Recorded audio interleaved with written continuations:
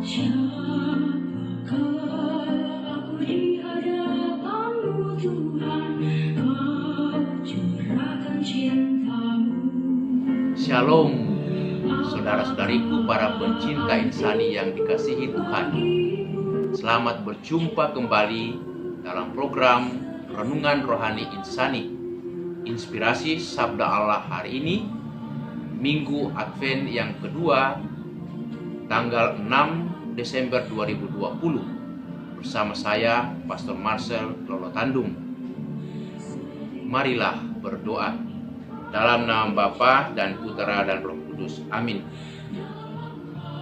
Allah Bapa yang Maha Baik, kami bersyukur karena kami boleh memasuki masa Advent, di mana hari ini kami mau merenungkan sabda-Mu, supaya kami mempersiapkan jalan bagi kedatangan Putra-Mu Yesus, Sang Juru Selamat kami.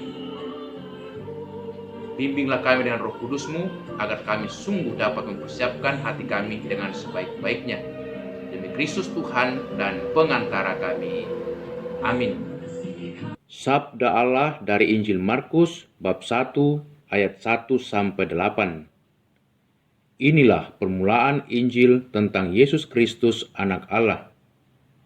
Seperti ada tertulis dalam kitab Nabi Yesaya, "Lihatlah, Aku menyuruh utusanku mendahului engkau. Ia akan mempersiapkan jalan bagimu."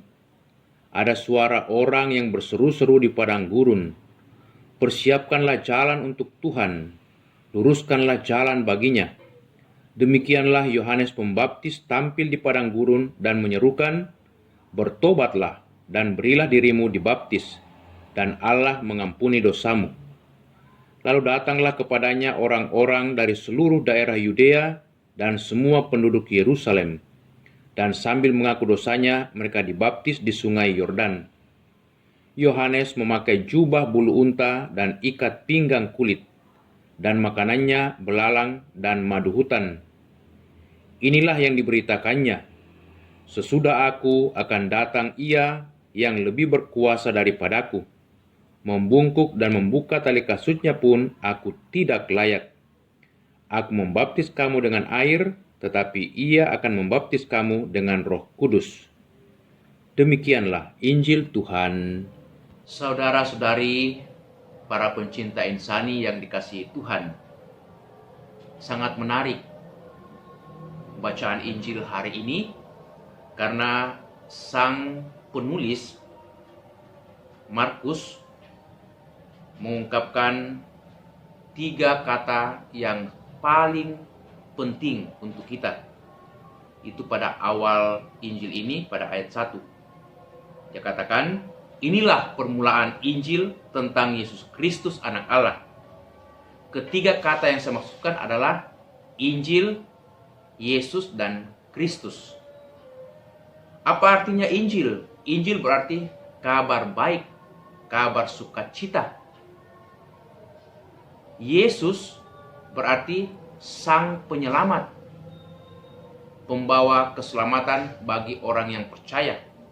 Dan Kristus berarti yang terurapi, orang yang dipilih khusus. Itulah Sang Mesias, Anak Allah. Maka Markus, penginjil ini, mau mengingatkan kita bahwa Injil yang ia wartakan adalah kabar baik, kabar keselamatan dari Yesus yang terurapi, yang terpilih, Sang Mesias, Anak Allah. Karena itu pengarang Injil ini, Markus, mengajak para pendengarnya, kita semua, supaya mempersiapkan jalan untuk Tuhan. Dan itulah juga yang menjadi tema kita dalam renungan ini, mempersiapkan jalan bagi kedatangan Tuhan. Bagaimana kita mempersiapkan jalan bagi kedatangan Tuhan? Pertama-tama, yang paling penting bagi kita adalah mempersiapkan hati kita. Persiapan hati ini jauh lebih penting daripada yang lainnya. Banyak orang menyangka bahwa mempersiapkan jalan untuk kedatangan Tuhan adalah dengan persiapan-persiapan lahiriah, jasmania. Itu sangat jauh daripada harapan Tuhan bagi kita. Yang paling utama adalah mempersiapkan hati kita. Persiapan hati kita sungguh sangat penting untuk kedatangan Tuhan, sehingga Ia layak dan pantas tinggal di hati kita dalam hidup kita setiap hari. Bagaimana mempersiapkan hati? Ada 3 hal yang bisa kita renungkan. Pertama, selalu bersyukur kepada Tuhan. Kita bersyukur karena Tuhan begitu mencintai kita, sehingga Ia mau datang ke tengah-tengah kita dan juga mau menjadi manusia seperti kita dalam diri Yesus Kristus.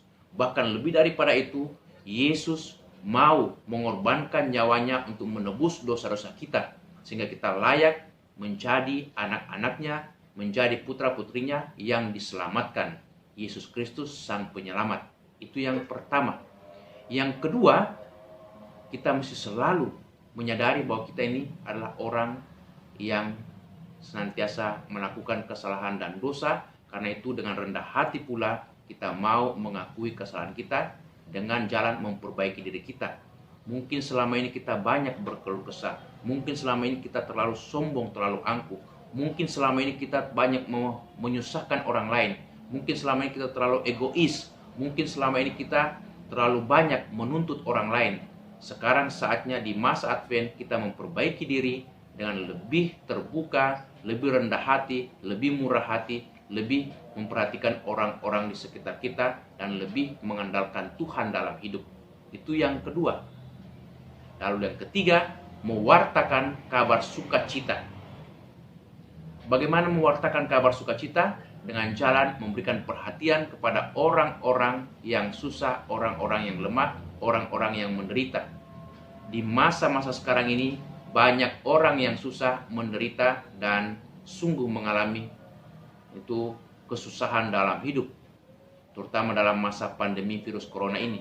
Banyak orang kehilangan pekerjaan, banyak orang kehilangan mata pencaharian. Karena itu banyak orang mengalami sakit, baik sakit jiwa maupun juga sakit fisik. Kita dipanggil untuk menolong dan membantu mereka dengan membawa kabar sukacita dan bersikap solider terhadap sesama kita. Itulah cara terbaik untuk mempersiapkan jalan bagi Tuhan. Semoga kita lebih terbuka, lebih rendah hati, dan juga lebih solider terhadap sesama kita, sehingga kita sungguh dapat memaknai masa Advent ini dengan penuh kerendahan hati. Amin. Bapa yang Maha Baik, kami bersyukur atas segala kebaikan dan kemurahan-Mu. Semoga kami senantiasa terbuka untuk senantiasa saling membantu dalam hidup, bersikap solidar terhadap sesama kami yang susah dan menderita, sehingga kami dapat mempersiapkan jalan yang baik untuk kedatangan Tuhan kami Yesus Kristus. Demi Kristus Tuhan dan pengantara kami. Amin. Semoga saudaraku sekalian diberkati oleh Allah yang Maha Kuasa, dalam nama Bapa, Putra, dan Roh Kudus. Amin. Terima kasih saudara-saudari para pencinta insani yang telah mendengarkan sabda Allah melalui channel Renungan Rohani Insani. Semoga saudara-saudari bersama dengan segenap keluarga selalu diberkati Tuhan dalam setiap aktivitas dan pelayanannya. Amin.